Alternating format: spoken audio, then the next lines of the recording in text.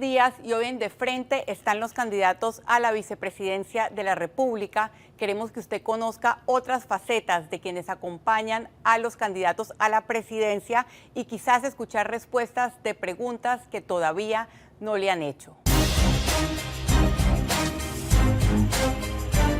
Y está con nosotros Michael Chen, candidato a la vicepresidencia por el movimiento Otro Camino. Bienvenido, Michael, aquí a Hablar de Frente.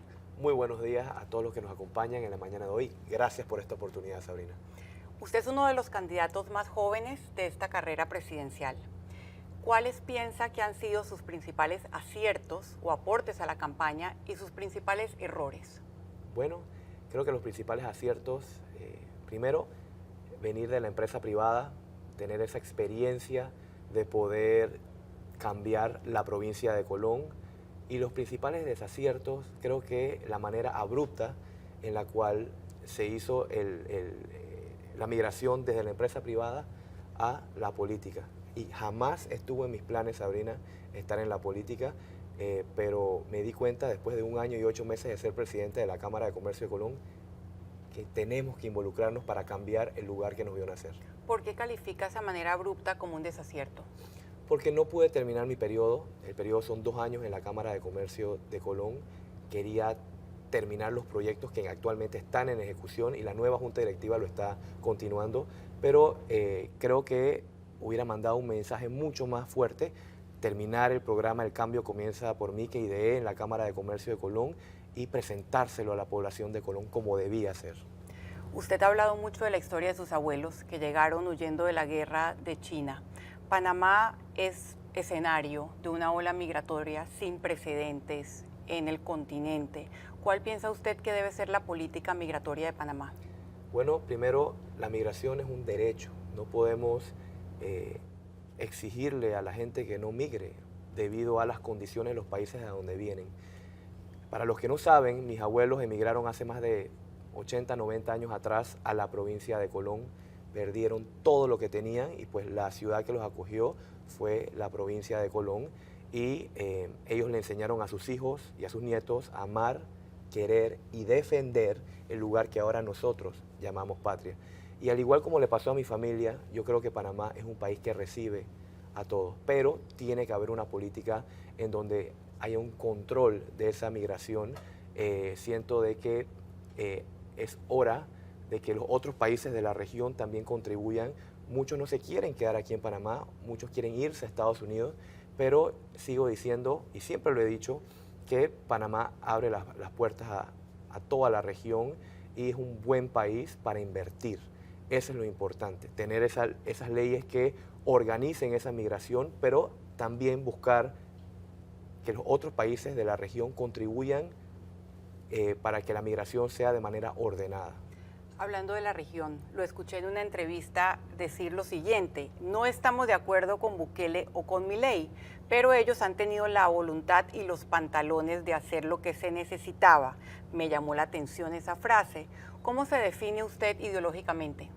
Soy un demócrata. Siento que Panamá es un país democrático y cuando dije y mencioné a Bukele y a Milei, hablé con el caso de Bukele, el tema de la inseguridad, que Bukele tuvo lo que se necesitaba y lo que se necesita para combatir las maras en El Salvador. Y eso es lo que podemos hacer con respecto al tema de la seguridad. Hay que tomar medidas muy fuertes en Panamá para no perder lo poco o lo mucho que nos queda. También mencionó a Milei, por eso le preguntaba por su ideología. Ambos son políticos más de derecha. ¿Usted se define más hacia la derecha? Centro derecha. Eso es lo que define a Michael Chen. La mención de Bukele llama la atención. También la hizo Ricardo Lombana, su candidato a presidente, en el primer debate, porque la realidad de Panamá no se parece a la de El Salvador. ¿Por qué lo menciona? Yo creo que es por la parte de la experiencia. Muchos nos critican a Ricardo y a mí que no tenemos experiencia en el gobierno o en la política. Y es verdad, nosotros no queremos tener ese tipo de experiencia. ¿Por qué mencionamos a Bukele? Porque es algo nuevo, alguien que vino a tomar las riendas de su país, pero de la mejor manera posible, tomando las decisiones valientes que se necesitan. Cada vez que vamos a giras, Sabrina, y a todos los que nos escuchan en la mañana de hoy, la gente pide a gritos el combate de frente contra la corrupción, el juegavivo y el caipamí. La gente está cansada. Y te voy a compartir algo que nos dicen bastante en la gira. Metan preso a todos esos políticos. Estamos hartos, hastiados. Y es por eso que venimos con una política anticorrupción muy fuerte para devolverle esa confianza a la población que se necesita aquí en Panamá. Ricardo Lombana ha dicho que no cree en la figura del matrimonio igualitario. Usted pertenece a otra generación, una generación que es mucho más abierta, digamos, a la igualdad de derechos. ¿Cuál es su posición? Yo estoy en contra del matrimonio igualitario. ¿Por qué? Bueno, vengo de una familia cristiana y lo comparto con ustedes, creo que es la primera vez que comparto esto. Y creemos en la familia. He estado casado con Stephanie, si no me equivoco, por 11 años, 21 años de novio, mi primera y única novia, y es muy importante la figura para nosotros, de la familia, de papá, mamá, y bueno, tengo 2 hijos, Alía y Michael Ethan. ¿Y una pareja del mismo sexo, por qué no debería tener los mismos derechos? Bueno, una pregunta muy importante. Ricardo Lombana ha dicho que no debemos discriminar. Es un tema que requiere de mucho debate en Panamá y la misma población lo tiene que decidir. No le corresponde ni a Ricardo ni a mí decidir eso, pero yo estoy en contra del matrimonio igualitario por mis creencias religiosas. Michael, gane quien gane, Panamá va a enfrentar una dura situación económica. Ya lo estamos viendo con las calificaciones de riesgo. Usted ha hablado de convertir a Panamá en una meca del turismo. ¿Cómo va a lograr eso con la apretada situación económica que tenemos? Lo primero, nosotros necesitamos generar confianza, porque si tú generas confianza, atraes la inversión. Si atraes la inversión, generas empleos. Y si generas empleos, mejora la calidad de vida de los panameños. Actualmente debemos 1.200 millones de dólares a los proveedores, agricultores, ganaderos. Debemos 500 millones de dólares a los bancos. Estamos al rumbo a caer al precipicio. ¿Qué es lo que pretendemos hacer? En los primeros 100 días, comenzar a reducir gastos. La reducción de gastos innecesarios más grande de la historia de Panamá. ¿Sabe, Sabrina, cuántas botellas hay en el gobierno nacional? Hemos identificado más de 20.000 botellas. Y si hacemos la matemática, es muy sencilla. Más de 500 millones de dólares en botellas. Personas que no trabajan, personas que ni se van a presentar a su lugar de trabajo, no tienen funciones. Por ahí comenzamos a recortar gastos. El despacho de la primera dama, que lo podemos unir con otro ministerio. No solamente eso, vamos a comenzar a revisar gastos viáticos, comenzar a hacer los sacrificios que la gente está pidiendo. La gente está pidiendo que el presidente y el vicepresidente lideren con ejemplo. Y eso me lleva a mi segundo punto, nuestro plan de reactivación económica, de estabilizar, reactivar y transformar. Yo defino la economía panameña como un paciente en cuidados intensivos. Y lo primero, estabilizar, pagarle a los proveedores como debe ser y meterle el dinero para reactivar el sector de la logística, el turismo, la construcción, la agricultura y la creatividad, innovación y tecnología. Eso, de una manera dinámica, creativa, es lo que va a hacer que Panamá salga adelante con, obviamente, este plan de reactivación económica que les tenemos mucha fe. Usted ha dicho que independientemente del cargo que ocupe, le gustaría tener un papel en la reconstrucción o en la transformación de Colón. ¿Cómo hará eso si las autoridades locales no siguen siendo las mismas? ¿Cómo hará eso? Ahí es donde entramos nosotros y ustedes que están viendo esto. No sigamos eligiendo más de lo mismo. Es más, yo ni había nacido, señores, y mi provincia sigue igual o peor. Es por eso que yo le he pedido a Ricardo Lombana que me permita liderar la transformación no solamente de Panamá, sino el lugar que me vio crecer, que es la provincia de Colón.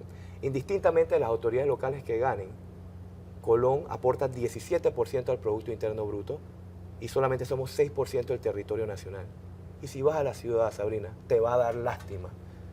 Agua servida, aguas pluviales y las inundaciones, los jóvenes están muriendo por el producto del crimen organizado. Es hora de un cambio y yo quiero liderar ese cambio indistintamente de las autoridades locales. Paseo gastronómico, empoderar a Colón como ese Bahamas en esteroides y me emociono tanto porque es hora de que Colón salga adelante. Michael, si Ricardo Lombana no estuviese en la papeleta y usted tuviese que votar, ¿por quién votaría? No se vale decir que en blanco. ¿Por quién votaría en estas elecciones? No lo haría. No votaría porque Ricardo Lombana es la única opción que representa un verdadero cambio.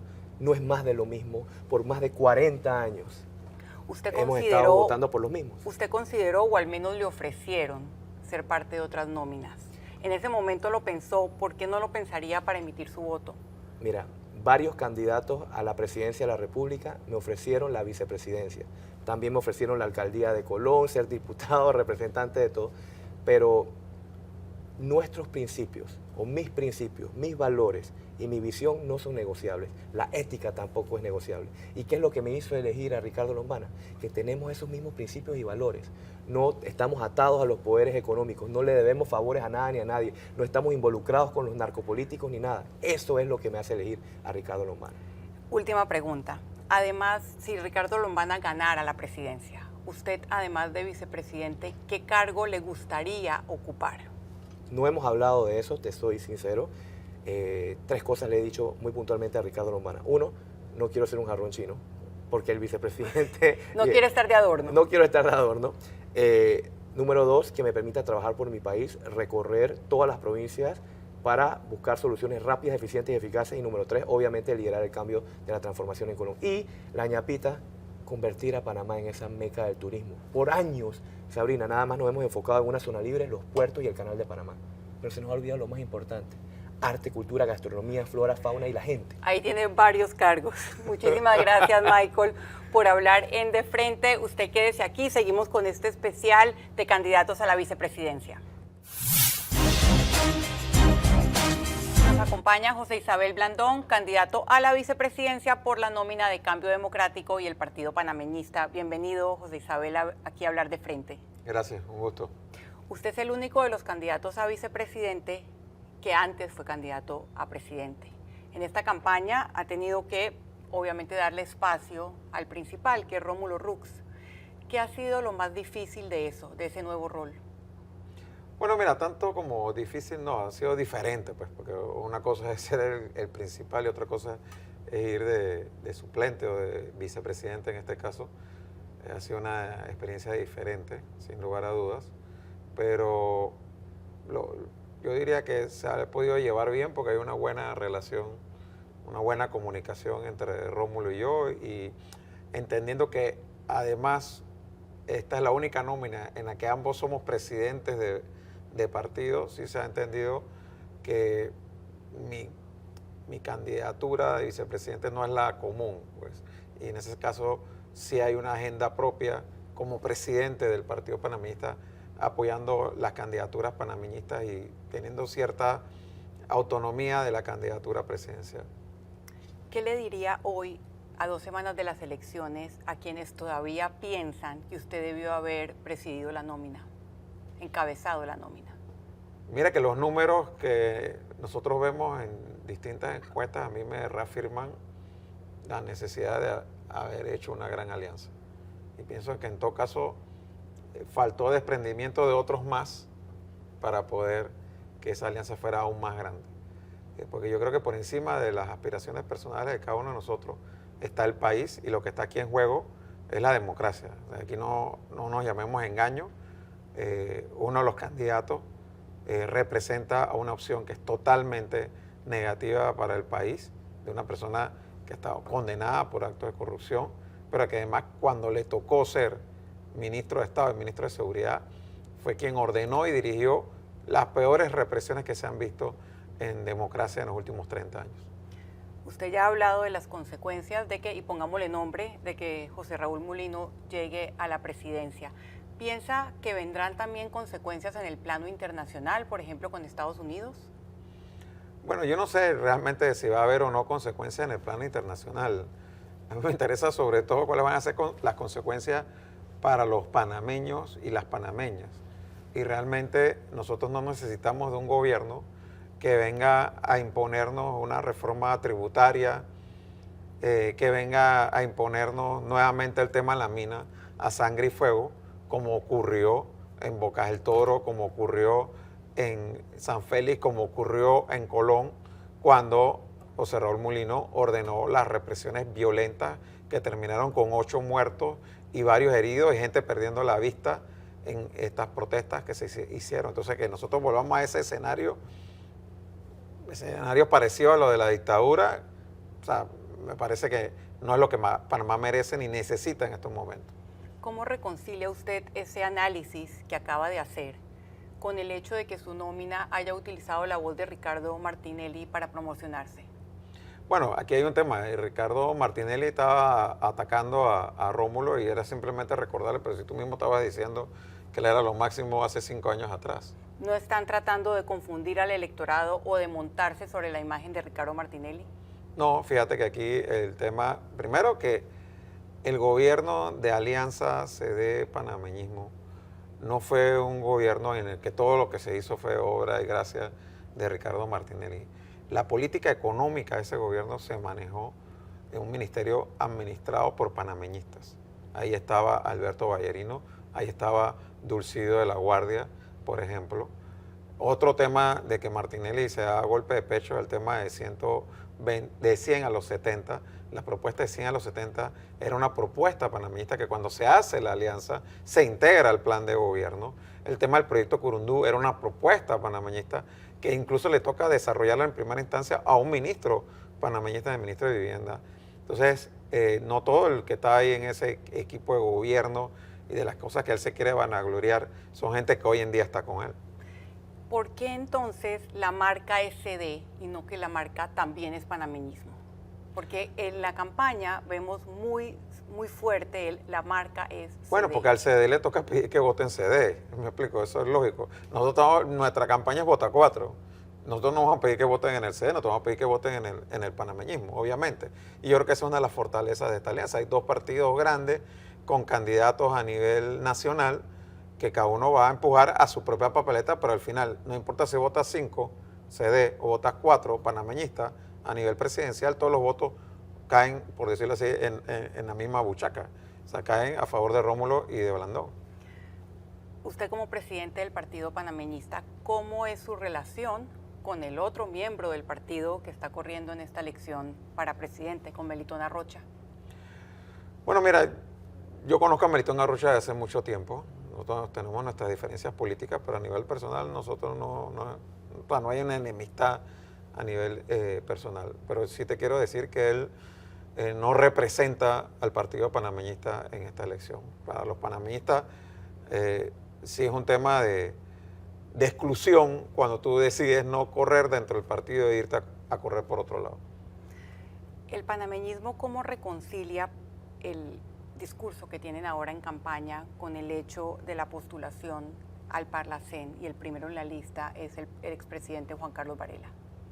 Mira, en el panameñismo nosotros hemos hecho un gran esfuerzo por democratizar el partido desde que asumí la presidencia del partido. Y una de las exigencias que nos hacían los convencionales cuando estuvimos viendo la reforma al estatuto es que la postulación al Parlacén no estuviera en manos del directorio nacional, sino que eso se abriera. Incluso había gente diciendo que fuera una votación de toda la membresía. Al final quedamos en un punto intermedio que fuera una votación de la Convención Nacional. Y esa fue la decisión de la Convención Nacional. Eso no fue la decisión de José Blandón a título personal. Y de hecho yo ni siquiera fui a votar ese día, respetando la decisión que los convencionales tomaran.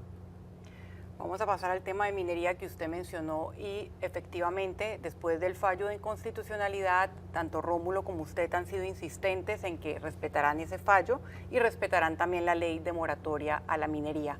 Hace un año Rómulo tenía otra posición, incluso aquí en De Frente la expresó claramente. ¿Usted piensa que tuvo un costo político para ustedes el no haber tenido una participación activa en el movimiento contra el contrato minero en octubre y noviembre del año pasado? Bueno, lo primero que te voy a decir es que aquí todos los candidatos cambiaron de posición. Aquí todos planteaban hace un año atrás que era un error cerrar la mina, que el contrato estaba mal, algunos decían, otros decían que el contrato estaba bien, pero todos coincidían en que era un error cerrar la mina, que lo que había que buscar en cualquier caso eran mejores condiciones para el país. Esa posición cambió con las protestas, el fallo de inconstitucionalidad, la ley de moratoria, y lo que nosotros estamos diciendo es que la voz del pueblo es la voz de Dios. El pueblo ya habló alto y claro, no quiere minería, y nuestra posición como gobierno de resultar electo el 5 de mayo es hacer el cierre ordenado de la mina y no se va a reabrir ni la mina de Donoso ni la discusión de posibles minas existentes o no existentes en otra parte del país. Se va a respetar absolutamente lo que está tanto en la ley como en el fallo, como en la expresión del pueblo a través de la protesta. El tema de que si participamos o no activamente... Que si tuvo un costo político. Sí, mira, sí, en su momento hubo un costo político, pero nosotros también consideramos que tampoco era correcto querer asumir el liderazgo ante los medios de un movimiento que no era un movimiento de un partido político ni de un dirigente en particular. Era un movimiento ciudadano que surgió de la convocatoria de jóvenes, ambientalistas, no era un movimiento de tal o cual candidato. Pero sí te tengo que decir que muchos de los dirigentes de ese movimiento pertenecen al partido panameñista o inclusive algunos al partido Cambio Democrático. Aquí se habló mucho de los lancheros, de los héroes de la patria, los héroes de la dignidad, todas esas cosas. Los dirigentes principales de ese movimiento son panameñistas. Y muchos de los que estaban... Bueno, su vicealcaldesa Raiza Weinfeld fue... Sí, bueno, pero ella no es panameñista, ella es independiente y siempre ha sido independiente, pero eso es una demostración de la capacidad que siempre hemos tenido nosotros de trabajar con sectores independientes, incluso vincularlos a puestos importantes del gobierno sin necesidad de que estén inscritos en el partido panameñista. Y eso es algo que yo reprocho del discurso, por ejemplo, de Lombana, de querer decir que es que aquí siempre, para tú poder trabajar en el gobierno, ha tenido que ser de un partido. Él mismo es la demostración de que eso no es así, pero bueno, él es la excepción, pues lo nombraron porque era el mejor para ser el cónsul de Panamá en Washington. En todos los otros casos sí fue tráfico de influencias, él no. Usted dijo, lo escuché decir, que las candidaturas independientes sacarán menos votos en esta elección que en la pasada y que los partidos se fortalecerán. Las candidaturas por la presidenciales por la libre postulación. Aclaro eso porque yo no hablé de las candidaturas independientes a diputado, alcalde y representante. Hablé de las candidaturas presidenciales por la libre postulación y yo creo que eso es obvio que no van a sacar las que están ahora mismo el 25% de los votos como fue en la elección pasada, porque incluso la que más votos sacó en la elección pasada, hoy no es una candidatura independiente, es una candidatura de partido político. Y como exdiputado, ¿qué piensa pasará en la Asamblea? ¿Se mantendrá esa tendencia de Mira, que los partidos controlen? Yo no veo más de 10 diputados por la libre postulación, te soy sincero, no veo más de eso. O sea, representaría un incremento, el doble de lo que tienen hoy en día, tienen 5 y llegan a 10. Pero el mismo sistema, por ejemplo, en circuitos uninominales, veo muy difícil que candidatos por la libre postulación puedan salir. Por eso es un error de gente independiente estar planteando de eliminar la representación proporcional. Porque donde va a haber posibilidad de que salgan candidatos independientes es en los circuitos plurinominales donde existe representación proporcional. Si Rómulo no estuviese en la papeleta en estas elecciones, ¿por quién votaría usted? Digo, Rómulo está en la papeleta, voy a votar por Rómulo. Si él no estuviera, estaría yo, votaría por mí. Si Rómulo llega a ser presidente, ¿qué cargo, además de vicepresidente, le gustaría ocupar? Obviamente la tendencia ha sido, no es obligatorio, que los vicepresidentes ocupen un cargo dentro del gabinete de ministro. ¿Pero qué le gustaría? A mí me gustaría un cargo que tenga realmente responsabilidades de ejecutar, que podamos hacer la diferencia en un tema importante, especialmente un tema social, en donde pueda decir al final del periodo, dejamos un legado, hicimos la diferencia, marcamos un cambio. Esa asignación pues dependerá obviamente de Rómulo como presidente, pero sí lo hemos conversado. Yo no quiero la Cancillería, por ejemplo, yo no me siento a gusto en estos temas de protocolos diplomáticos, pero sí creo que un cargo que exija arremangarse la manga e ir a campo es lo que a mí me gustaría. Bueno, muchísimas gracias, José Isabel Blandón, a usted por permanecer en este especial de candidatos a vicepresidente.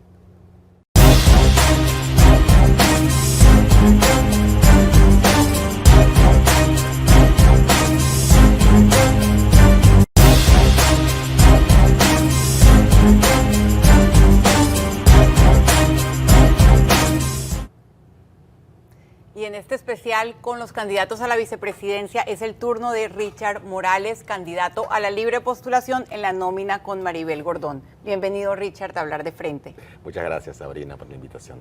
Usted ya había intentado otras vías de participación política, primero tratando de disputar para ser el candidato del FAT y también intentó por la libre postulación a la Asamblea. Ahora está de fórmula vicepresidencial. ¿Cuál ha sido su mayor lección de estas tres vías y de su trayectoria política? Yo diría que mi mayor lección es que uno debe ser firme en sus principios, en cuáles son las convicciones, de que sea la vía mediante la cual uno busque participar en la política, debe ser siempre de manera congruente, de manera coherente. Es decir, uno no debe transar o sacrificar principios simplemente por lograr un cargo, por lograr un puesto, que es lo que ha sucedido históricamente en Panamá. Candidatos negocian en función de intereses, en función de mera ambición de poder y sacrifican lo que debería ser la razón por la cual uno está aspirando a lograr un cargo de gobierno. En este caso, yo he acompañado anteriormente a Maribel Gordón, tanto en las luchas sociales como políticas. Compartimos una visión sobre un Panamá solidario, un Panamá auténticamente democrático, donde se priorice el bienestar, las necesidades de las grandes mayorías. Y esa es diría que la lección, que hay momentos donde uno gana y momentos donde uno pierde, pero mientras uno haya seguido firme en sus principios, en su integridad, uno siempre se puede levantar de nuevo más fuerte que antes. ¿Por qué usted considera que la izquierda en Panamá no ha tenido mayor éxito electoral? Yo diría que en parte tiene que ver con lo que sucedió históricamente aquí, tanto con el régimen militar como con la invasión estadounidense. El régimen militar en su momento, en los 70, en los 80, cooptó a muchas de las organizaciones que históricamente habían sido de izquierda, los sectores populares. Esa cooptación implicó que básicamente destruyeron lo que habían sido las bases populares de la izquierda. Y a los que no pudo cooptar, o los asesinó o los exilió. Y con la invasión hubo un proceso de disciplinamiento fuerte de la sociedad. Fue un choque no solo de violencia material, sino también psicológica, que en cierta forma envió un mensaje. Si hay un intento de que en este país se desafíe a los poderosos, va a ser disciplinado, ¿no?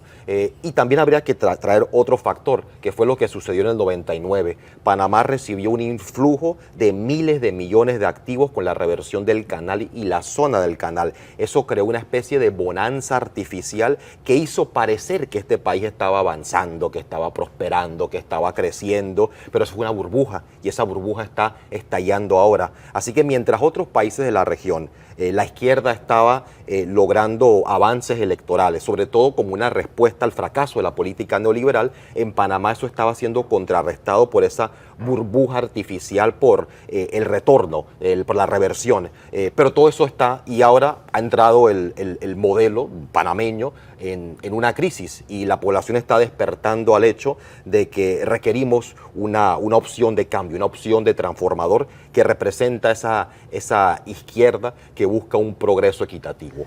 A esa explicación histórica que usted da, ¿le agregaría o no la imagen del Suntrax, que es un elemento que polariza a la sociedad panameña por sus métodos y su discurso, o no? El Suntrax ha jugado un papel decisivo en la historia nacional, particularmente desde los 90 en adelante, cuando se enfrenta a procesos regresivos contra el pueblo de Panamá, por ejemplo, las políticas privatizadoras, las reformas al código laboral, pero claro, por haber asumido estas batallas de manera tan frontal en defensa de la clase trabajadora, en defensa de intereses patrióticos, como en el caso de la mina, ha recibido unas campañas de desprestigio, de odio muy fuertes desde el poder económico en Panamá, y eso sin lugar a dudas ha jugado un papel en ello. Su nómina, representada por usted, fue la única que asistió al pacto de la comunidad LGBT+. Usted ha sido siempre claro con su apoyo a esta causa. ¿Por qué cree que para los demás políticos este es un tema tabú?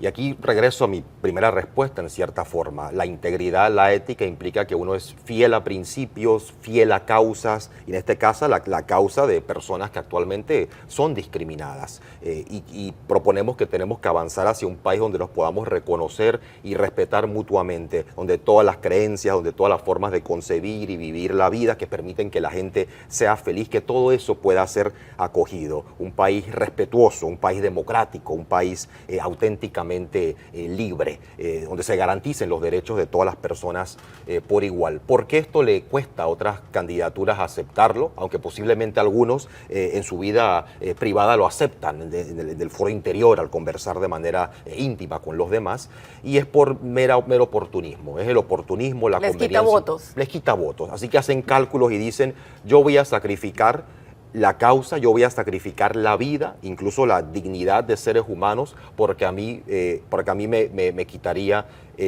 votos. Y eso es un oportunismo terrible, porque con los derechos humanos, con la dignidad humana, uno no negocia. Seguimos con el tema de principios. ¿Qué opina usted de que el gobierno de Nicaragua, que dice ser de izquierda, le otorgue asilo a un expresidente como Ricardo Martinelli, condenado por lavado de activos, mientras le quita la nacionalidad a cientos de nicaragüenses, algunos de ellos que fueron parte de la revolución sandinista?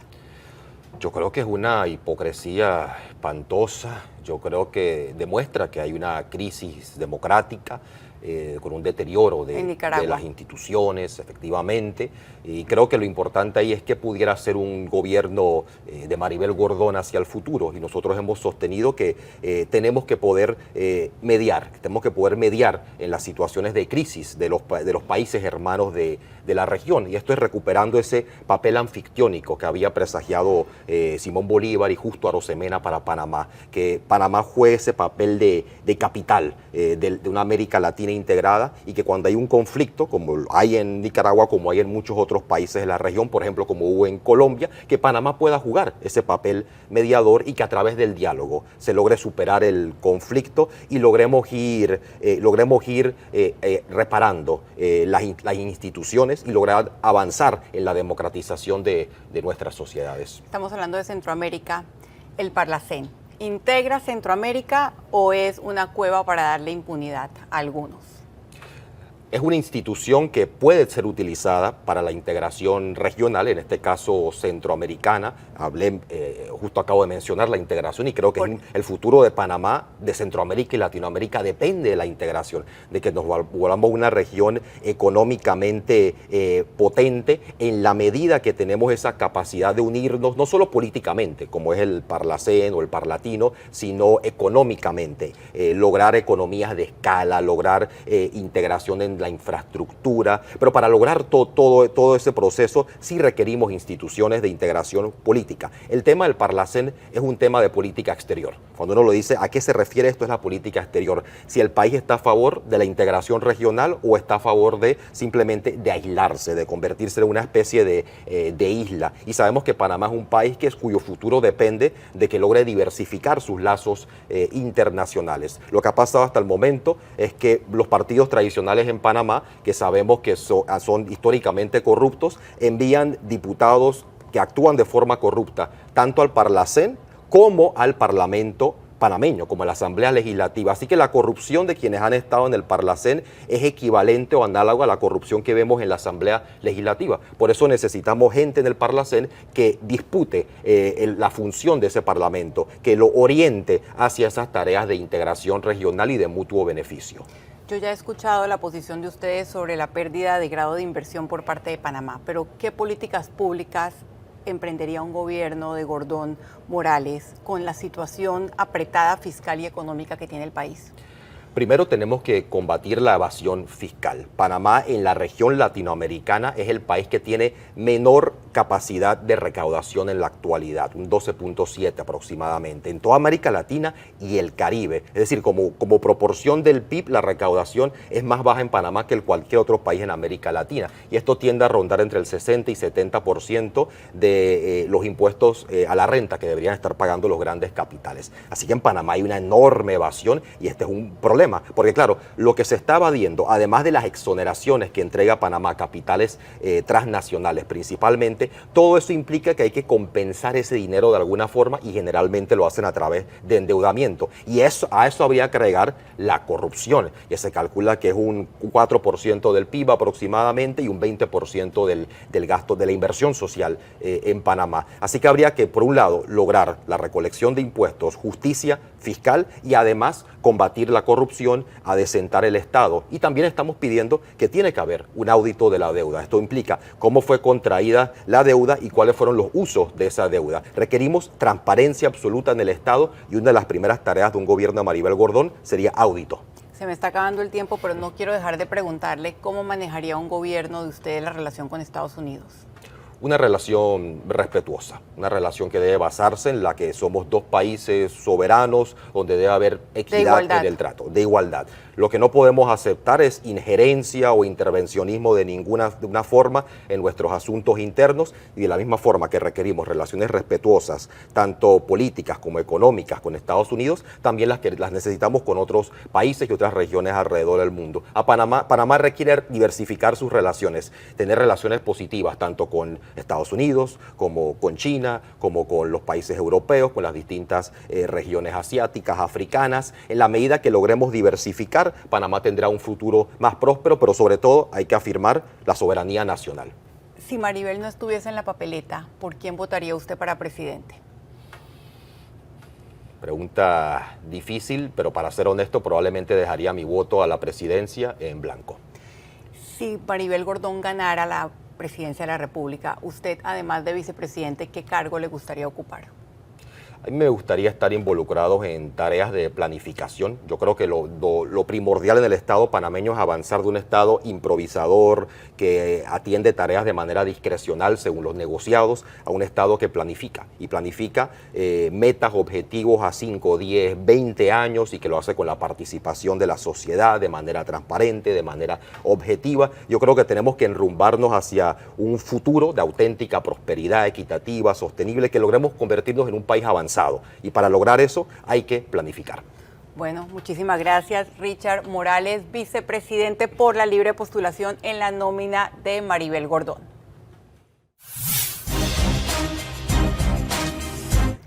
Y es el turno de Aida Maduro, candidata a la vicepresidencia por la libre postulación y el Partido País. Bienvenida, Aida, a hablar de frente. Aquí estamos, siempre dispuestos. La primera pregunta. ¿Por qué Aida Maduro, a quien todos conocimos como presidenta de la Junta Directiva de la Caja del Seguro Social, decide meterse a política? Bueno, casualmente esa es la razón. Yo tengo más de 20 años de estar trabajando por el sector empresarial, por el sector privado, desde los diferentes gremios empresariales, desde el Sindicato de Industriales, desde el Consejo Nacional de la Empresa Privada, que ambos fui presidente de ellos. Y es la razón por la que entro a la Junta Directiva de la Caja del Seguro Social. Pero la experiencia en la Caja del Seguro Social me dejó un sinsabor, porque se siente tanta impotencia de los cambios que se deben realizar, porque puedes ver, te da la experiencia de que puedes ver la realidad de la institución, pero al mismo tiempo no tienes la fuerza para poder realizar los cambios. Y eso es quizás una de las razones que me ha impulsado a participar esta vez del torneo electoral, porque yo creo que si tú no eres parte de la solución, tú eres parte del problema. Hay voces que hablan de su gestión como presidenta de la Caja del Seguro Social con algo de pasividad. Dicen que usted permaneció en silencio en asuntos como la licitación para la producción de oxígeno. Teniendo esto en mente, ¿cuál sería su aporte al plan de Melitón Arrocha para mejorar la Caja del Seguro Social? Primero te voy a decir que no estuve silente. Fui de las voces que me opuse toda la distancia y di la explicación del por qué en el momento de una votación me abstuve porque había una necesidad, pero no de esa manera. Y yo eso tiene que quedar muy claro, porque ese era uno de esos procesos que no estaba totalmente transparente y no tenía el sustento técnico. Importante. Adelante de eso, en realidad lo que se puede aportar es casualmente esa experiencia me ayudó a determinar dónde están esos cuellos de botella que tiene la institución, por qué necesitamos definitivamente una reestructuración de la Ley 51 para que podamos crear mejores inversiones con mayor rentabilidad, sobre todo para los programas de IBM que ahora mismo lo necesitan, y poder ver otros parámetros. La Caja del Seguro Social tiene más de 350 procesos, los cuales son altamente burocráticos, con muy poca trazabilidad y no están digitalizados. Ese es un tema que se puede corregir más en paralelo a las modificaciones que tú hagas a la ley. Ese sería su principal aporte. ¿Por qué decide irse en la nómina de Melitón Rocha? ¿Cuál es su afinidad con él? Bueno, realmente porque es una persona correcta que tiene una trayectoria impecable en su desempeño tanto en el sector privado como en el sector público. Y tenemos muchas afinidades, nos conocemos desde hace mucho tiempo, también somos amigos, sobre todo con Anamé, que fuimos compañeras de escuela. En realidad siento que hay mucha afinidad en lo que buscamos por Panamá. Esa es la principal razón. No tengo ninguna afiliación política, siempre he trabajado desde el sector empresarial buscando lo mejor por Panamá. ¿Qué ha aprendido Aida Maduro de estos meses tan intensos haciendo campaña política? Conocer mucho más de los detalles más íntimos de la población en general. O sea, una cosa es verlo desde la perspectiva que tiene el sector empresarial y otra parte es esa parte más humana del panameño de a pie. Y no es que el sector empresarial no tenga ese detalle también, pero cuando uno ve desde quien emprende a quien tiene una necesidad inminente y que tenemos que trabajar de la mano, yo creo que esa es la principal enseñanza, la principal experiencia, ver estos mundos paralelos en los que vivimos en Panamá, a donde tienes comunidades que están dentro de la ciudad capital y tienen tantas necesidades como si estuvieran en espacios de poco acceso. Comunidades tan cerca como las tienes en San Miguelito, en Chilibre mismo, que ves que hay una necesidad de todos los servicios públicos, incluyendo hasta accesos a las mismas escuelas, que pensarías que en términos generales es parejo, en términos también de diferencias laborales entre hombres, mujeres, que si bien hemos avanzado en Panamá en ese tema de esa equidad de género, que es un tema importante para el país, que parece que no le damos tanta importancia, pero también hay esa disparidad en la formación educativa.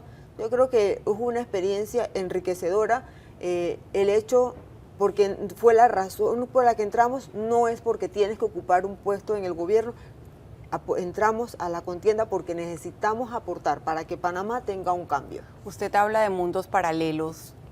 ¿Pensaría que en ocasiones el sector empresarial ha vivido en un mundo paralelo a la población? ¿Qué le diría a ese sector empresarial, a esos gremios que en ocasiones parecen precisamente estar distanciados de las realidades de la población? Fíjate que hice la comparación de mundos paralelos, pero no me refería a los gremios empresariales. Me refería a que tienes un entorno o quizás una preocupación un poco diferente desde el sector empresarial, pero no porque sea un mensaje que el sector empresarial está desligado. La hice específicamente porque lo que uno ve desde el punto de vista empresarial, cuando ya es parte del mercado laboral, y para ponerlo muy básico, y lo que se empieza a ver cuando vas a la parte más humana, más social. O sea, en los gremios empresariales ves exactamente el desarrollo económico.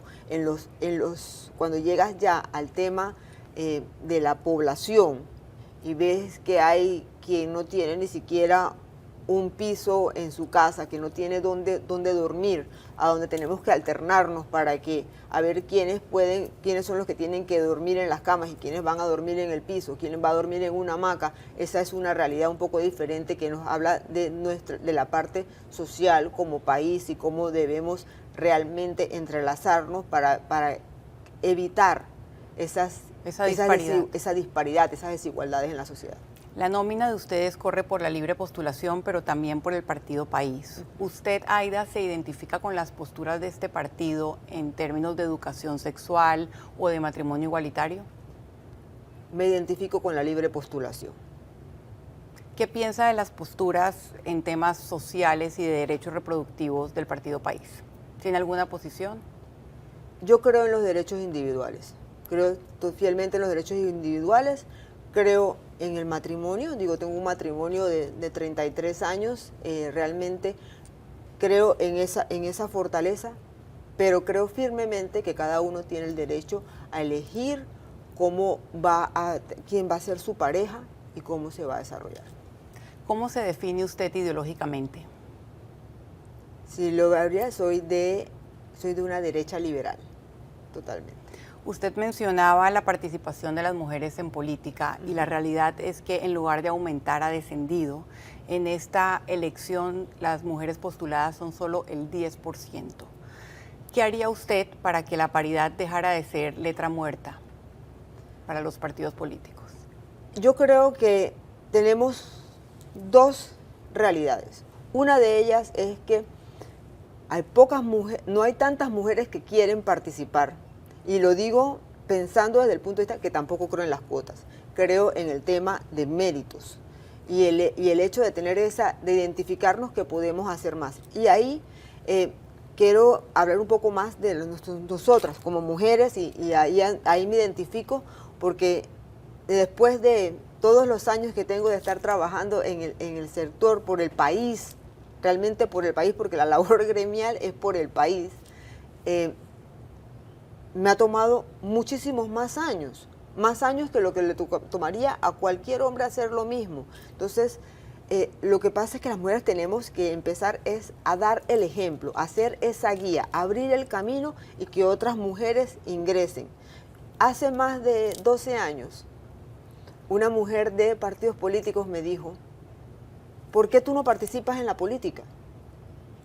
Y mi respuesta fue porque no me interesa participar, no es que no me tengo las oportunidades, es que no quiero participar porque la política como la estamos viendo en este momento es como si fueras una reina de carnaval y todo el mundo te quiere sacar todo lo malo que tienes. ¿Y qué pasó en estos 10 años para que cambiara de opinión? Bueno, el cambio de opinión es exactamente lo que dije al inicio. Si no somos parte de la solución, somos parte del problema. No podemos ser pacíficos y quedarnos de lado esperando que otro lo haga y que se den los cambios que estamos esperando si no estamos aportando a ese cambio. Esa es la razón principal, primordial por la cual en esta ocasión he decidido participar de este torneo electoral y tratar de aportar de una manera más directa, más ligada, con todo el conocimiento de causa al desarrollo del país y marcando ese camino para las futuras generaciones. La Corte se pronunció el año pasado sobre la inconstitucionalidad del contrato minero. Hay algunas nóminas que abierta o discretamente piensan renegociar con First Quantum, aunque constitucionalmente no hay piso para eso. ¿Cuál es su posición con respecto al tema del contrato de First Quantum? Nosotros debemos aprovechar nuestros recursos naturales. Esa es la base. Si es con First Quantum o no es con First Quantum, ese no es el tema. El tema real es cómo sacar mayor beneficio para toda la población de los recursos naturales que tiene el país. Eso quiere decir que si pudiese darse una negociación, porque eso no hablo de renegociación, una negociación, ya sea una nueva licitación. Una nueva licitación para el aprovechamiento de nuestros recursos. ¿Usted cree en la minería?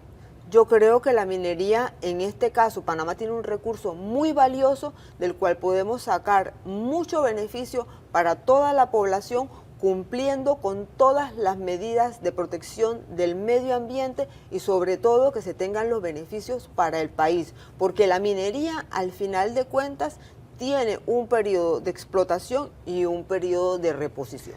Si Melitón no estuviese en la papeleta, ¿por quién votaría usted para presidente? Creo que me voy a mantener porque el voto es secreto. No me va a contar. Y si Melitón ganara la presidencia, ¿qué cargo le gustaría a usted ocupar, además de la vicepresidencia? ¿Qué cargo a usted le gustaría? Si fuera por elección, a mí definitivamente me gusta la parte de promocionar a Panamá y pudiese ser a través del Ministerio de Comercio porque tiene una serie de actividades que son cónsonas con lo que he hecho profesionalmente a través del tiempo, así sea desde zonas francas hasta desarrollo de la industria y la agroindustria. Bueno, muchísimas gracias, Aida Maduro, en este especial de candidatos a la vicepresidencia.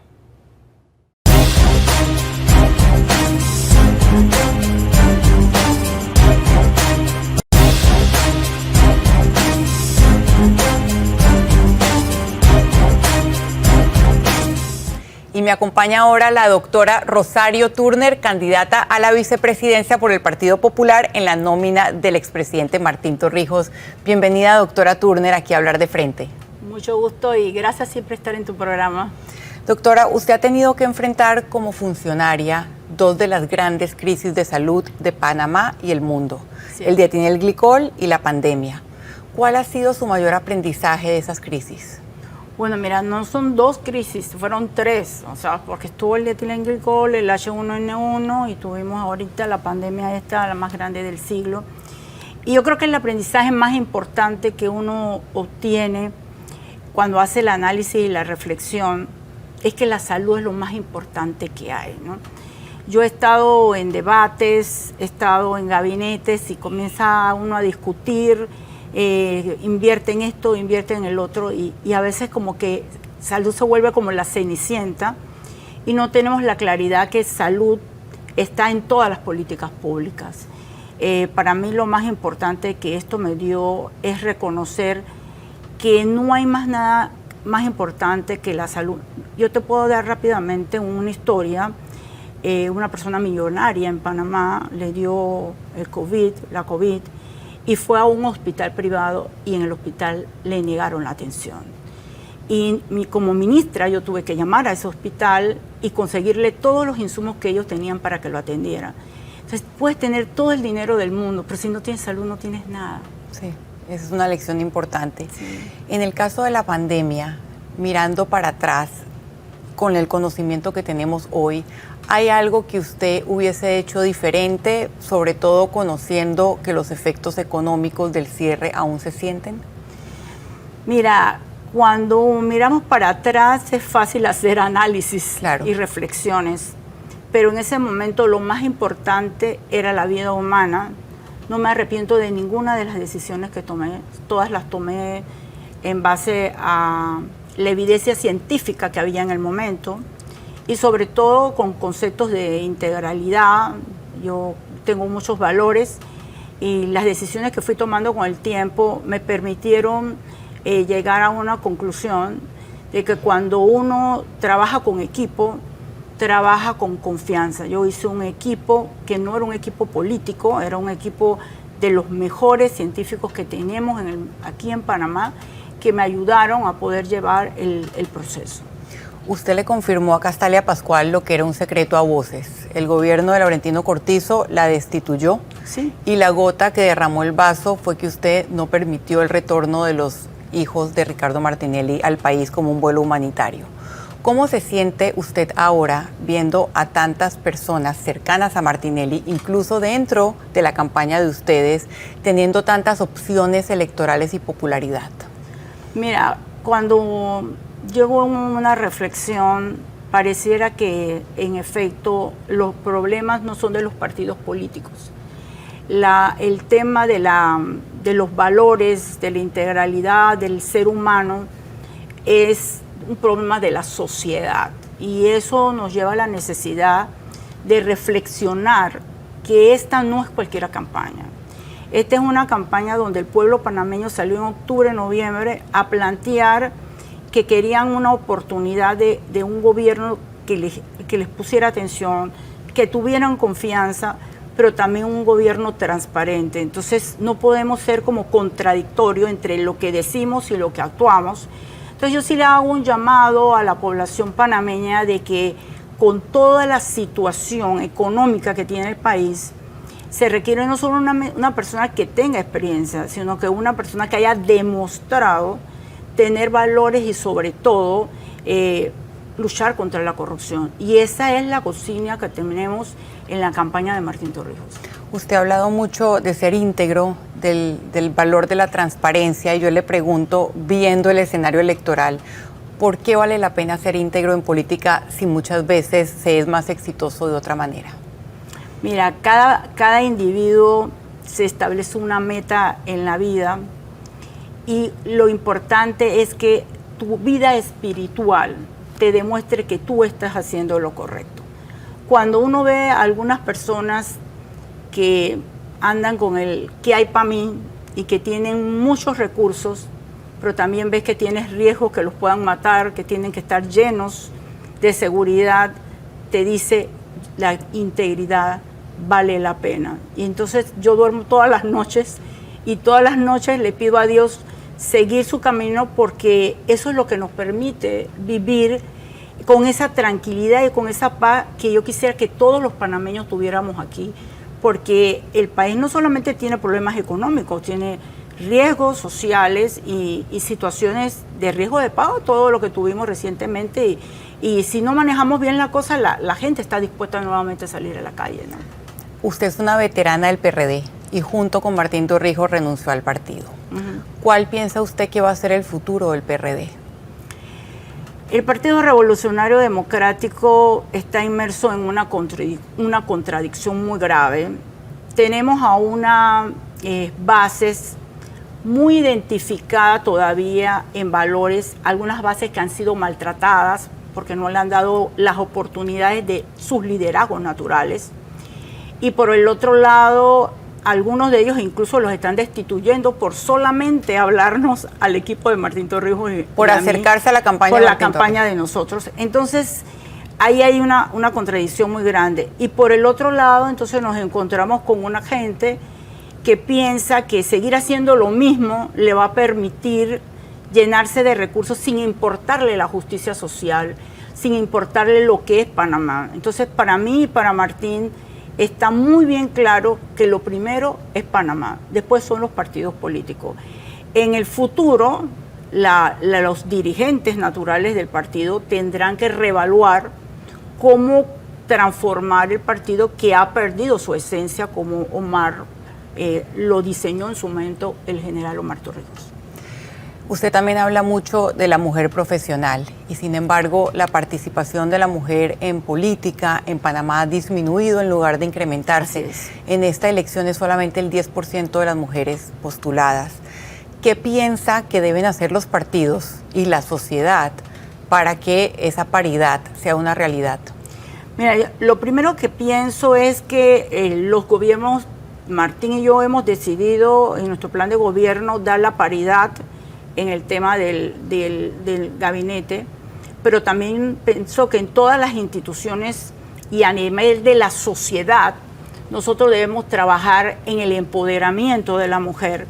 En los partidos políticos, las mujeres habitualmente son las que buscan los votos y se quedan atrás y no tienen la valentía de luchar por lo que aspiran. Y entonces hay que empoderarlas y para crear en ellas esa necesidad de que estén convencidas que ellas tienen igualdad. No es que ellas están pidiendo algo, es que tienen que reclamar sus derechos. Yo tuve la oportunidad de trabajar como ministra en 2 periodos y la mitad de mi equipo siempre ha sido mujeres. Y yo creo que eso debe ser el norte de las mujeres que tenemos más oportunidades, las mujeres profesionales. Sin embargo, en nuestra sociedad, las mujeres mismas unas contra otras establecemos como obstáculo porque la competencia es muy fuerte. Y eso es lo primero que tenemos que comenzar a internalizar. Cada mujer que sube debe dar la oportunidad a otras mujeres para que puedan tener la igualdad que se merecen.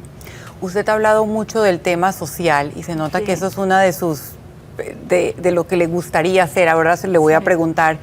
Hay muchos que cuestionan los subsidios, sobre todo porque no hay una manera de establecer su verdadero rendimiento o si las personas que lo reciben son quienes deberían recibirlos. ¿Qué piensa usted al respecto?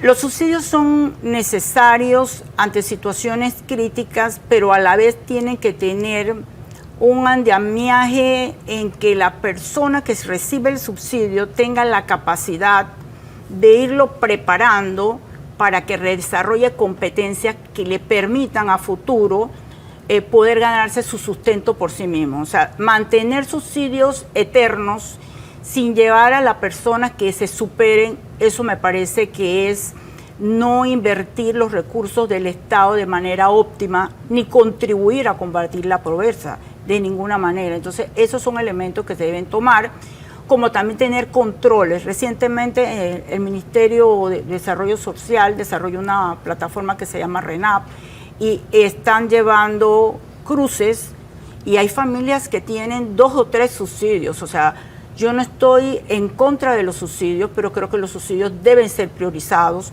deben recibirse a los que realmente lo necesitan y eso debe ser la política pública que el país debe establecer. Tengo que preguntarle, si Martín Torrijos no estuviese en la papeleta presidencial, ¿por quién votaría usted para presidente?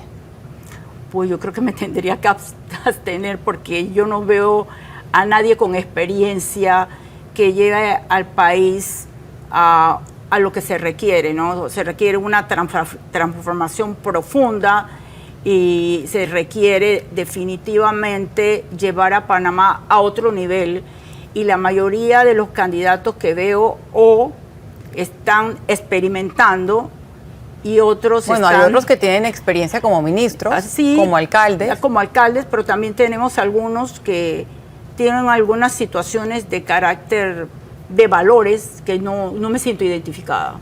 La asociación inmediata que uno hace cuando piensa en Rosario Turner es Ministerio de Salud. Sí. Pero si Martín llega hacia la presidencia, ¿qué cargo le gustaría a usted, Rosario Turner, ocupar, además de la vicepresidencia? Bueno, ese es un tema que Martín y yo no hemos conversado con detalle. Bueno, se puede enterar acá, nos puede contar acá. Sí, yo soy aparte de ser médico, pediatra y tener maestrías en el manejo de la gestión pública, sobre todo sanitaria, yo tengo un MBA en administración de empresas, así que yo puedo desempeñar cualquier cargo. A mí me gustan mucho los temas sociales, quizás es una rama que me gustaría abordar, sin embargo, creo que puedo ejercer cualquier cargo. Y Martín necesita en su equipo gente que nos guste llevar controles y que nos guste ver la integridad y yo creo que en el equipo yo puedo hacer la diferencia. Bueno, muchísimas gracias, doctora Turner, por estar en este especial de candidatos a la vicepresidencia. Y seguimos con este especial de candidatos a la vicepresidencia y nos acompaña ahora Atenas Atanasiadis, candidata a la vicepresidencia por la libre postulación en la nómina con Zulay Rodríguez. Bienvenida, Atenas, a Hablar de Frente. Gracias. A usted la conocimos como diputada del PRD en el periodo 2014-2019. En ese momento tenía 26 años. ¿Cuál piensa que fue su mayor acierto y su mayor tropiezo?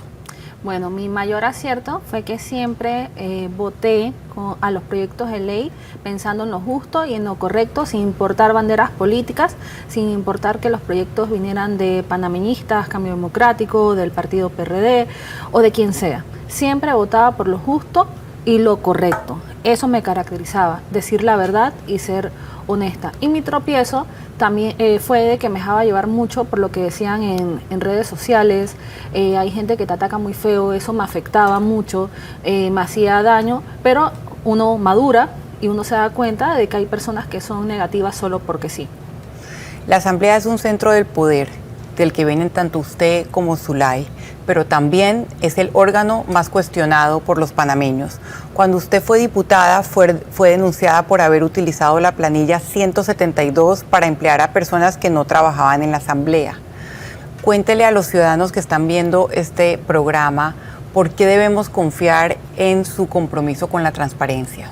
Bueno, claro que sí. Bueno, este tema yo lo he aclarado muchas veces, pero siempre suena más lo negativo que lo positivo. A pesar de haber sido publicados en periódicos como en La Prensa, de que yo he dado distintas entrevistas sobre el tema de que se han presentado las evidencias de cómo se dieron las cosas. Primero que nada, estas personas estaban por servicios profesionales y sí trabajaban, sí hacían algo en la asamblea, dependiendo de qué comisión yo estaba. Yo tenía asesores en la Comisión Agropecuaria, estuve en la Comisión de la Mujer, Juventud, Niñas y Familia, en la de Presupuesto, donde tenía contadores, porque por supuesto son temas muy importantes y números de que uno debe tomar decisiones correctas y precisas por el bienestar del país.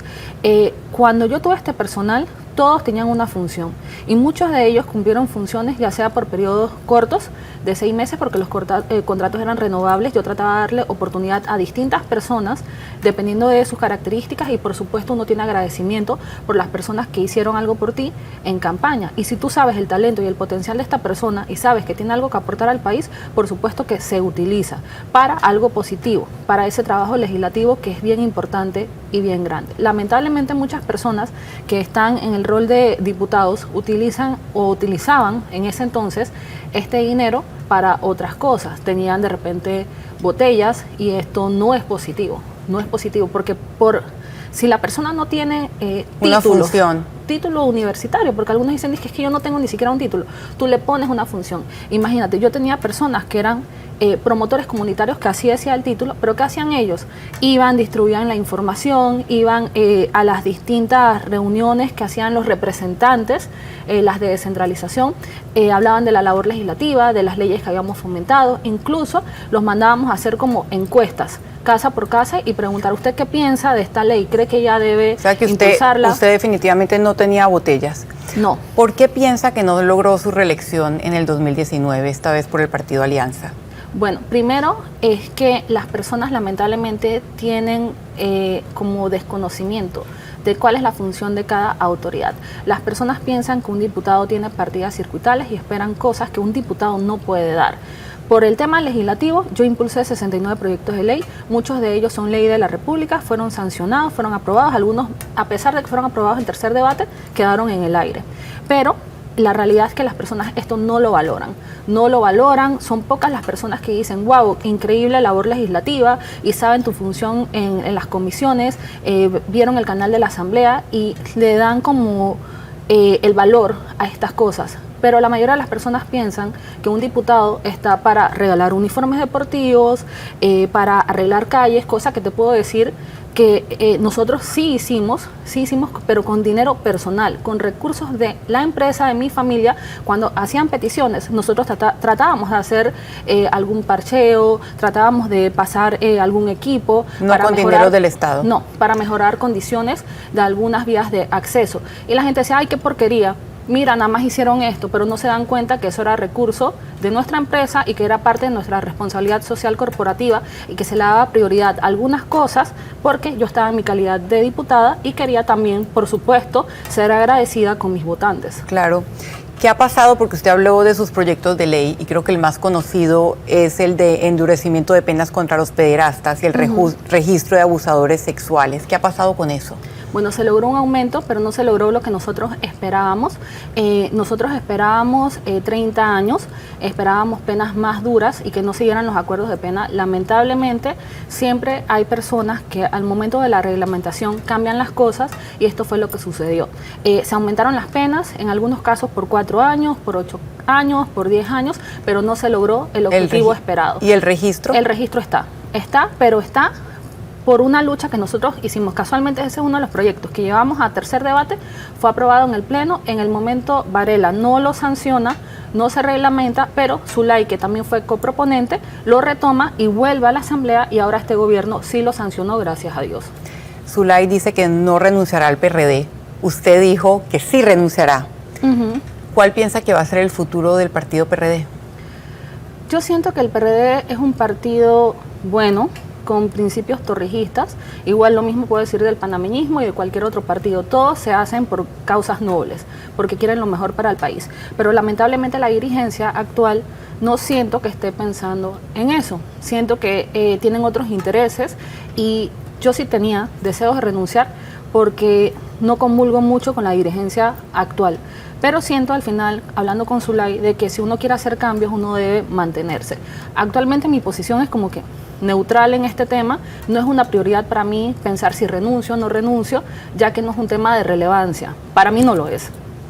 La nómina de ustedes es muy interesante. Son 2 mujeres y además las 2 son descendientes de inmigrantes. ¿Cuál piensa usted debe ser la política migratoria de Panamá, que es escenario de una crisis regional? Bueno, la gente piensa mucho de que Zulay está en contra de los extranjeros y que ella es xenófoba, pero no lo es, no lo es. Ella es una persona que quiere lo mejor para todos y de hecho una de sus propuestas es cerrar Darién, pero es por temas humanos. Ahorita mismo tú sabes todo lo que está pasando en Darién, de que mujeres, niños, hombres son violados, son abusados de distintas maneras, son asesinados. Entonces ya se trata de proteger los derechos humanos de estas personas. Pero ¿y tu posición? ¿Cuál es? La tuya. Siento que eso es positivo por temas humanos. ¿Y crees que es viable cerrar la frontera? Ningún país ha logrado cerrar la frontera, ni siquiera Estados Unidos. Ella puede intentarlo, si de ser presidenta, si Dios lo permite, ella puede intentarlo. Sé que alguna persona puede entrar de alguna manera, pero lo que se vive en Darién ahorita mismo es caótico, es horrible. Nadie merece este tipo de abusos, nadie merece que a sus hijos los violen en su cara, nadie merece todo lo que está pasando ahí. Están explotando a las personas, hay tráfico humano ahorita mismo. Es horrible esta situación. El tema migratorio, por supuesto, tiene que regularse. Hay personas muy buenas que han venido a Panamá, que luchan y son personas que tratan de salir adelante con su esfuerzo y su sacrificio. Eso es positivo porque estas personas han aportado incluso hasta trabajos aquí en Panamá. Ninguna de las dos está en contra de los extranjeros. Al contrario, queremos que vengan personas buenas. Así como vinieron para la construcción del canal, muchos inmigrantes a Panamá y han hecho de esto algo positivo en distintos rubros como el sector bancario, agropecuario, que de eso se dedica mi familia, el sector legal. O sea, Panamá es hecho por inmigrantes, esa es la verdad. Panamá atraviesa una difícil situación fiscal y económica. Usted ha hablado mucho de la experiencia empresarial de su familia. ¿Cuál piensa usted debe ser el mejor camino para salir de la estrechez económica? Bueno, hay mucha planilla estatal, empezando por ahí. De repente esto no sea un recorte significativo, un ahorro significativo, pero sí debe cambiar. Hay excesos de trabajos en la planilla estatal y yo no quiero que la gente pierda los empleos, pero nosotros debemos fomentar el emprendimiento, fomentar que las personas puedan generar empleos, no solamente que sean empleados de otros. Y esto es lo que hemos hablado como propuesta de campaña, de que vamos a buscar los incentivos fiscales y necesarios para que las personas puedan ser emprendedores, microemprendedores, pequeños empresarios, medianos empresarios y que vayan creciendo. Eso es lo que se quiere. No que solamente se piense que tú sales de estudiar y te vas a ir a trabajar en el gobierno o para alguien más. Por supuesto que se necesita personal, pero también queremos que el país crezca. Si Zulay no estuviese en la papeleta en estas elecciones, ¿por quién votarías para presidente? Si Zulay no estuviese en la papeleta, es complicado. A mí me gusta mucho la postura de Melitón Arrocha. Siento que él es una persona con principios y con valores. Fue compañero mío en la asamblea. Es una buena persona, con visión. Es una persona que tiene más que carisma, conocimientos y es como sensato. La felicito por contestar esa pregunta porque casi nadie la ha contestado. Si Zulay llegase a ser presidenta, además de usted, vicepresidenta, ¿qué cargo le gustaría ocupar y por qué? Siento que Cancillería. Me gustan mucho las relaciones exteriores, pero también tengo el corazón dividido por el sector agropecuario porque ese es el sector en que crecí y nací y he visto cómo es el trabajo del hombre y la mujer del campo y sé que hay muchas cosas por mejorar y soy fiel creyente que debemos proteger nuestra soberanía alimentaria. Mencionas que te gustan mucho las relaciones exteriores. ¿Cómo piensas que se debe manejar la tensión que hay sobre las relaciones con Panamá entre Estados Unidos y China? Bueno, este tema sí es bastante complicado, hay que analizarlo bien. Son potencias, no se puede tomar una decisión a la ligera. Ya debes tener, en este caso, un equipo que te asesore para dar una respuesta que sea más adecuada. Bueno, muchísimas gracias, Atenas Atanasiades, en este especial de candidatos a la vicepresidencia.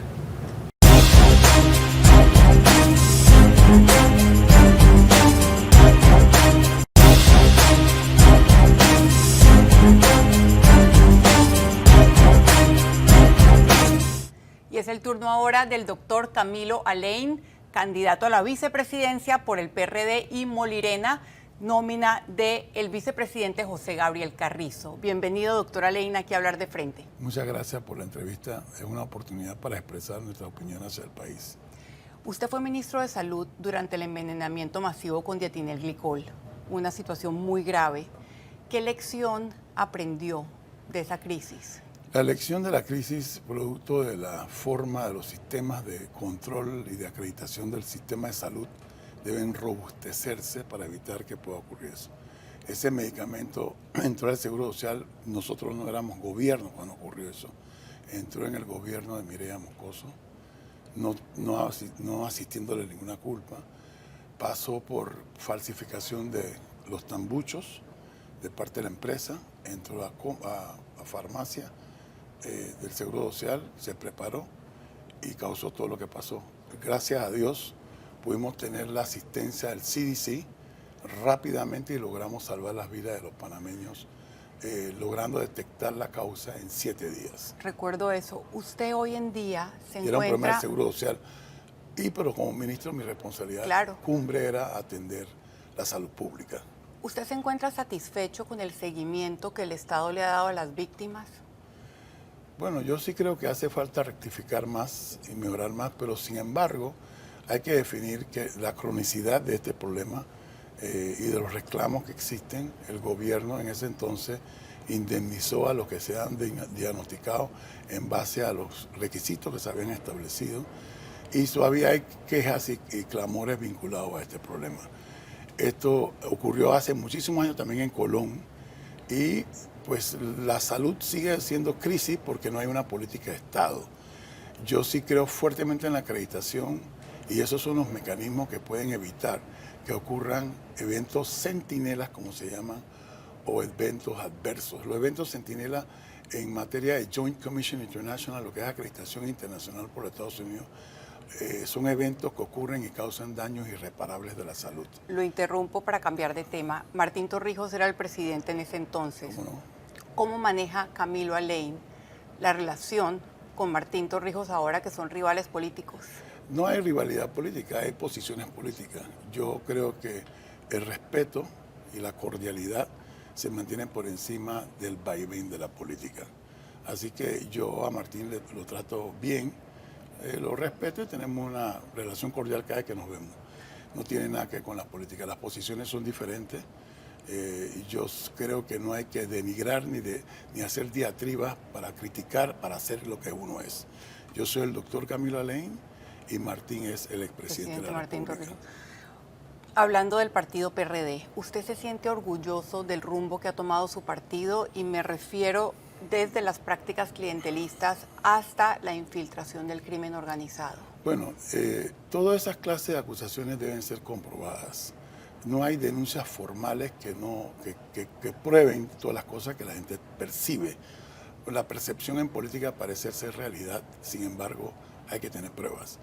El PR es un partido estructurado, organizado y que toda su práctica después que Pérez Valladares instituyó las primarias internas como el primer partido, todos los cargos dentro del PR se ganan por elección popular dentro del partido. Tenemos estatutos y reglamentos que se respetan y yo creo que soy respetuoso de la institucionalidad del PRD con su virtud y sus efectos, como en forma general todos los partidos tienen. Y creo que hay que hacer una rectificación, una reevaluación, una nueva oferta, porque la sociedad lo demanda, de todos los partidos. Más sin embargo, los partidos son importantes para garantizar la democracia. El bipartidismo y el multipartidismo garantizan la democracia. Y Panamá, dentro de los partidos políticos, el PRD también tiene que hacer sus rectificaciones. Muy importante esa respuesta. En la nómina de ustedes se suele hablar del número de inscritos del PRD como si fuesen votos asegurados. ¿Usted no teme que esos votos se vayan, muchos, a la campaña de Martín Torrijos e incluso a la de Zulay Rodríguez? La oferta electoral de todos los candidatos, que son 7, acuérdate, el único que no puede ganar es el que no está en la papeleta. Todo el que está en la papeleta tiene una opción de ganar. El PR tiene una política fuerte interna, estamos promocionando nuestra membresía y yo creo que el PR siempre ha votado PR. Ha habido candidatos a presidente, el cual yo no comulgaba con ellos en algunos aspectos. Pero usted votó voté disciplinadamente. PRD. Y nosotros, yo creo que esas son cosas que el país tiene que lograr. La integridad de sus actitudes, los principios, la moral y la ética, y los valores. O sea, si tú eres PRD y el PRD, porque yo soy PRD, porque el PRD es un partido socialdemócrata, no por ser PRD, porque yo no tengo ningún beneficio económico real siendo PRD o no, es por convicción e ideología. Y cuando tú tienes concepción e ideología, y si hubiese más de eso en el país, no estaríamos como estamos hoy, que algunos dicen, soy de esta esquina, pero me cambio a la otra esquina por conveniencia política y por ambición. Y eso ha desvirtuado. Soy de un partido, pero corro en otro. Y todo ese tipo de enredo. Soy cambio democrático, pero estoy aliado para correr como diputado con RM y con el PRD. Es una confusión y hay que revisar el contexto de los principios, valores, estructuración, educación, ser un ejemplo para la juventud que está frustrada porque nosotros hemos perdido esa convocatoria de honestidad, seriedad de los partidos políticos en la percepción general. Sin embargo, yo me siento satisfecho y orgulloso que obviamente rectificando, transparencia, no corrupción, limpiando los aspectos negativos con pruebas y fortaleciendo una nueva imagen, es ideal para el país. En Panamá siempre ha habido alternabilidad en el poder, es decir, el partido en gobierno nunca ha repetido.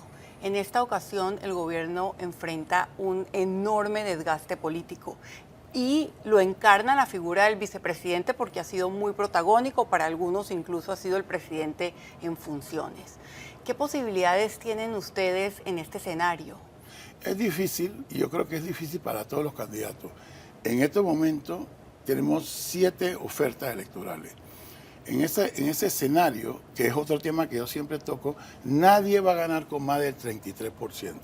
Eso implicaría futuramente un gobierno de concertación nacional si aplicamos madurez y sabiduría política para la paz del país, convocando los empresarios, los obreros y todos los partidos a un gobierno de concertación para hacer un proyecto de Estado 2050 que garantice continuidad en los procesos. En ese sentido, el PRD, dentro de ese escenario de múltiples candidatos, todavía tenemos una gran oportunidad. No va a ser fácil y no vamos a hacer el uso, pero el PRD va a votar PRD y no dudo que sacaremos suficientes votos para estar en la competencia. Dios primero, ojalá nos dé la oportunidad, porque no estamos repitiendo el gobierno, es un nuevo gobierno lo que queremos proponer, con nuevos ministros, con nuevas ideas y con nuevos participantes. Entonces, no es que el gobierno esté mal, que hizo todo mal, porque no es cierto, pero la percepción y la falta de comunicación efectiva también afectó seriamente la realidad de lo que se hizo en gobierno. Entonces, nosotros tenemos una oportunidad, definitivamente. El partido más grande del país, el PRD, aunque no puede estar seguro de que porque tenemos tantos inquietos, tanto van a votar, parafraseando lo que decía Maco Baldor. Pero tenemos una opción y estamos haciendo el trabajo. Ayer y todos los días en San Miguelito la gente está saliendo. No le están pagando plata a la gente, ni lo están obligando a ir, la gente está yendo, porque el PRD es el PRD. Hay promesas que ha hecho la nómina de ustedes que no se compadecen con la realidad económica que tiene el país en este momento, a la que muchos responsabilizan precisamente a este gobierno.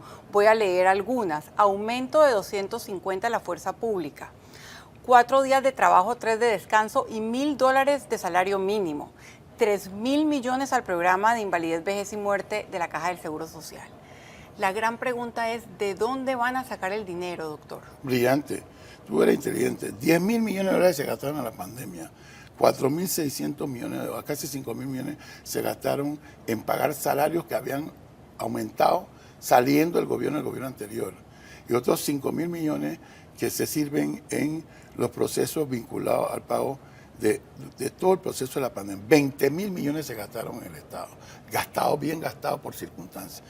Y entonces, obviamente, el Servicio de la Deuda paga 6.000 millones de dólares cada periodo en base a bonos ofrecidos en el mercado. Panamá es un país que tiene todo para crecer. Yo apuesto al turismo, a mejorar la zona libre, a fortalecer el sistema logístico, a transparentar el gobierno, a acabar con la corrupción y mejorar todos los índices que van a crear una condición adecuada para que nos ingrese plata para cumplir con nuestras promesas. Lo interrumpo para que me alcance el tiempo. Dentro de esa apuesta económica, ¿qué papel juega la minería? Porque yo he escuchado propuestas de la nómina oficialista que parecen ignorar que hubo un fallo de inconstitucionalidad y una ley de moratoria minera. Se respeta el fallo de la inconstitucionalidad de la Corte definitivamente, pero no nos quita la opción de considerar que haya un un mandato social popular en un referéndum. Ojo, hay 12.000 trillones de dólares en valor wealth de la minería. Claro, no sin descartar el impacto ambiental, pero hay 12.000 trillones de millones, que es más del PIB de más de 20 años. Pero Entonces, ¿cuántos de esos millones se quedan en Panamá? Ah, pero cuando se cayó la mina, que tiene que irse,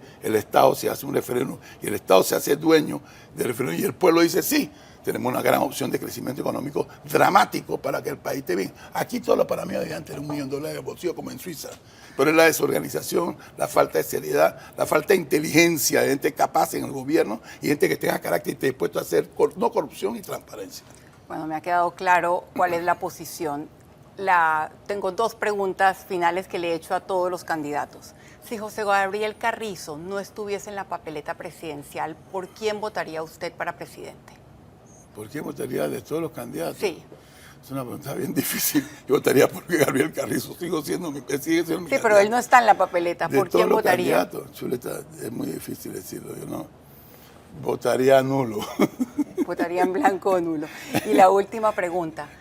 Si José Gabriel Carrizo ganara las elecciones, ¿qué cargo le gustaría a Camilo Alain ocupar, además de la vicepresidencia? A usted se le ha asociado siempre el tema de salud, pero quizás tenga alguna otra aspiración Yo no en la tengo ninguna función aspiración. pública. Yo me metí en esto para servir a mi país y yo tengo prueba de que mi vida depende de mi profesión y de las inversiones que he hecho.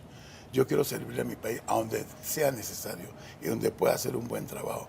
Pero sí sigo insistiendo en el gobierno de concertación nacional y los espacios deben ser para buscar ese advenimiento, para hacer un gran gobierno y hacer un proyecto de Estado, para que el país viva en paz. Porque si ganamos con 30%, 70% en contra, va a ser toda una convulsión social permanente, que es lo que está viendo el gobierno actual y lo que han vivido todos los que no han ganado con mandato, porque aquí no se gana con mandato. O sea, tenemos que tener amplitud mental e invitar a todos los partidos, Cámara de Comercio, CIPCON, todo el mundo participando de un proyecto de Estado. Porque Panamá estaría mejor que Suiza, Noruega y Suecia. Tenemos de todo para ser un país de primer mundo. Menos mal no me mencionó Francia. Muchísimas gracias, doctor Camilo Alain, por participar en este especial de vicepresidentes en De Frente con Sabrina Bacal. Hoy ha tenido la oportunidad de conocer mejor y contrastar a los candidatos a la vicepresidencia. 3 mujeres y 4 hombres, muchos de ellos con vasta experiencia política, otros que vienen del sector privado y la academia. Todos debieron responder preguntas que espero le hayan otorgado a usted como ciudadano información valiosa para emitir un voto informado. Gracias por acompañarme en este especial De Frente con Sabrina Bacal.